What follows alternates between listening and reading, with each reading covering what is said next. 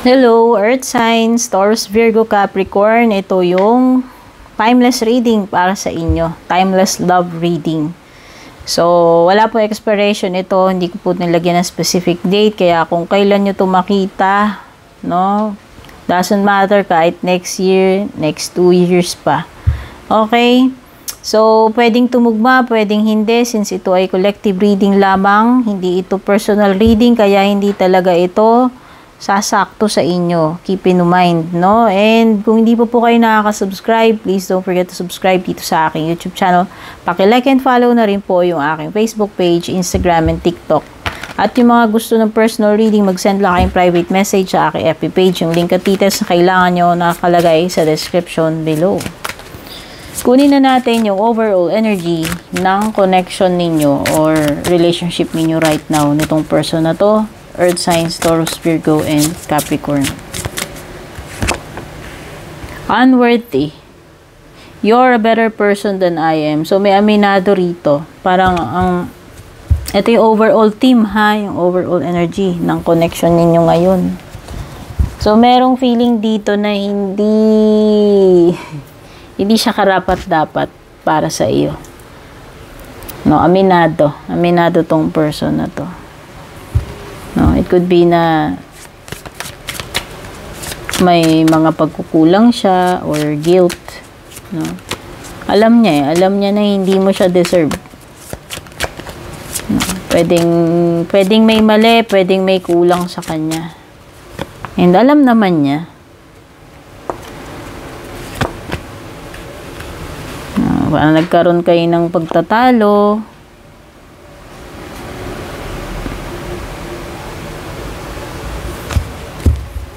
Nagkaroon kayo ng pagtatalo because of someone in the past. So, pwedeng sa side niya, since siya yung aminado na unworthy. So, pwedeng siya yung may mali. Like, may involved dito na past person sa side niya. And aminado siya. Guilty siya dyan eh. Ayan, no? I am struggling to get over the past.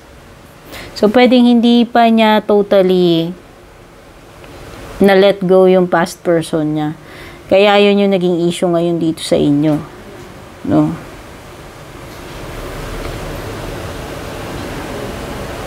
Okay. And nagkaroon talaga kayo ng hiwalayan. Like, nagkaroon kayo ng distance eh. Ayan o. Sinasabi na, our love is always there despite the distance. So, pwedeng iba naman you are LDR. Baka naman yun. O, kung hindi kayo LDR yun nga, pwedeng nagkaroon nga kayo ng, ng awayan nito. Ayan o. Hindi kayo nagkakasundo eh. No, pero parang mafe-feel ko dito is unfinished business din on your part tsaka sa kanya kasi parang hindi pa nagkaroon ng final na usapan, no, tungkol dito. Kasi nagkaroon lang kayo ng hindi ko alam, pull off or nagkaroon kayo ng distansya, nagkalayo kayo. No, pero kahit na alam mo yon, kahit malayo kayo, parang meron pa rin kayong yung connection is still there, no? Hindi pa naman namamatay, hindi pa naman totally putol. So tignan na natin, clarify natin.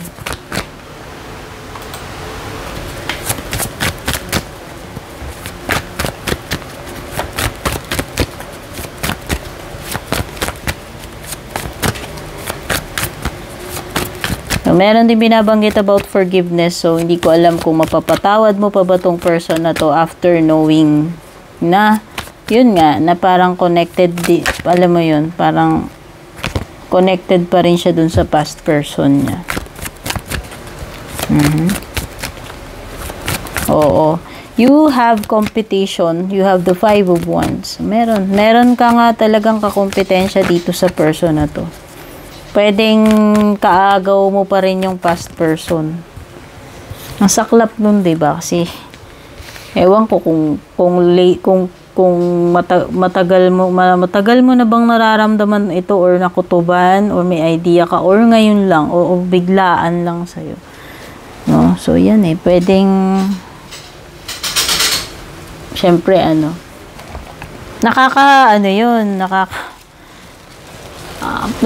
nakaka-confuse kasi kung halimbawa na nagkaroon kayo ng relationship.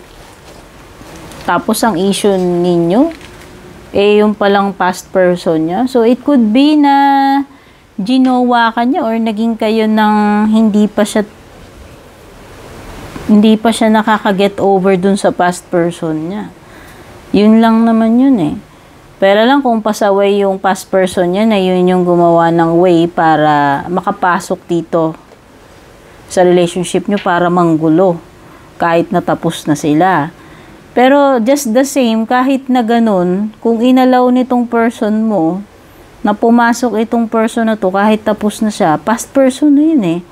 Alam mo yun, may red flag pa rin kasi it's not supposed to be that way na na epal yung past. Past na yun eh, di ba? So yan, yung palang malaking question mark na ito para sa'yo. Malaking red flag. So trust issues yan pagka ganyan. Oh, see? You have 5 of Wands and 3 of Pentacles. So, may ka-share ka talaga dito. Pwedeng hindi mo nare-realize. Pwedeng umpisa pa lang, ganun na eh. Unaware ka. Kasi, syempre, kung tinago rin naman itong person na to, at kung hindi mo rin naman alam na ganun pala. No? Possible na hindi talaga, alam mo yon para dito sa person mo. Hindi, kaya nga aminado siya, oh, ayan, no, na unworthy siya sa'yo. Pinakamalaking question ko lang dito, bakit ka pa niya ginawa? Kung ganun din naman pala na hindi pa siya totally tapos or hindi pa siya nakaget over doon sa kanyang past person, which is very unfair and very wrong. Ayan na yun. Minsan talaga, lilitaw yung mga katotohanan. Masakit yung katotohanan pero ma-appreciate mo kasi at least nalaman mo yung totoo. Diba?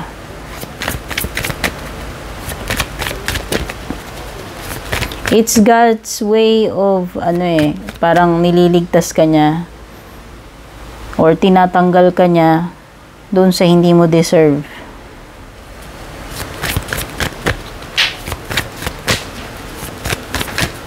Pa-clarify yung disagreements.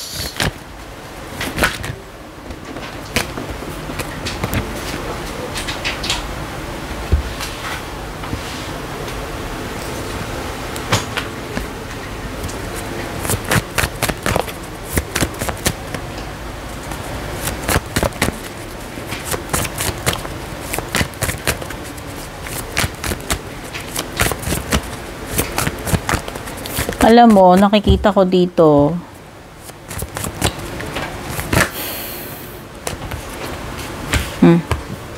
may abandonment with the 5 of Pentacles. Talagang may nangaliwa dito, may nagloko. Siya, may gumawa talaga ng and then nakita ko talaga to person mo.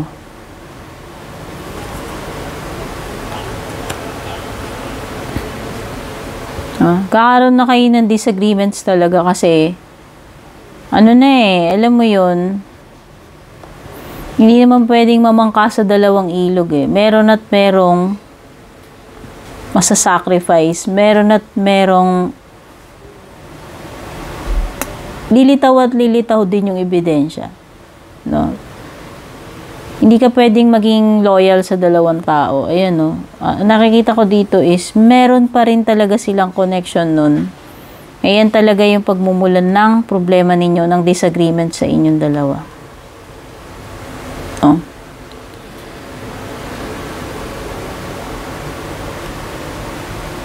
Oh, okay. So, ito yung na-feel ko with the Knight of Swords. Pumasok siya agad dito sa relationship ninyo nang hindi pa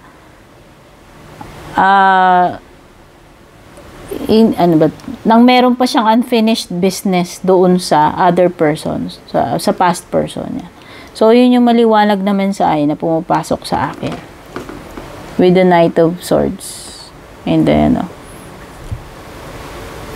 pag nag-commit siya sa'yo, pumasok siya into a relationship with you kahit na merong loose end sa kanila nung past person, which is mali.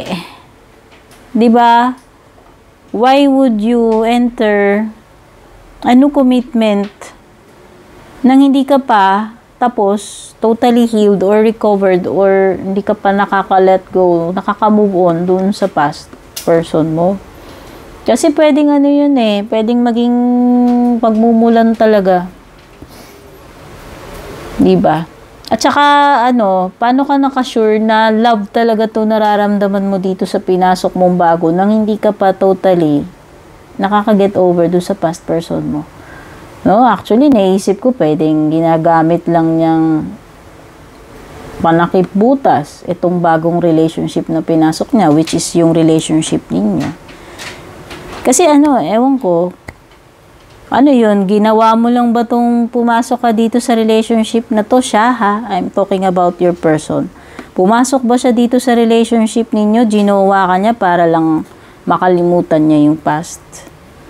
O hindi lang siya mapakali? Alam mo, marami kasing pwedeng gawing alibay, pero para sa akin, kahit saan ko tignan, is a red flag.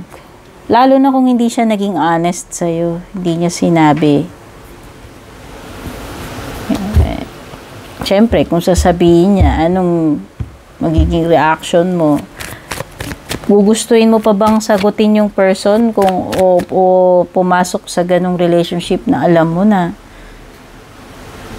pwedeng mahal pa niya yung past niya, tapos pumapasok na siya, nakikipagjowa na sa'yo, di ba parang, ewan ko. So, pa-clarify yung inseparable. Our love is always there despite the distance. Okay.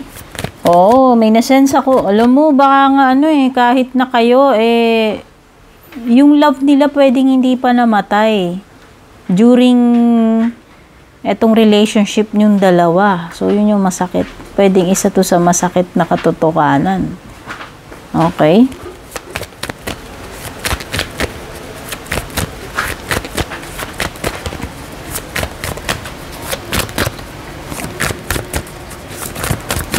Clarify, inseparable.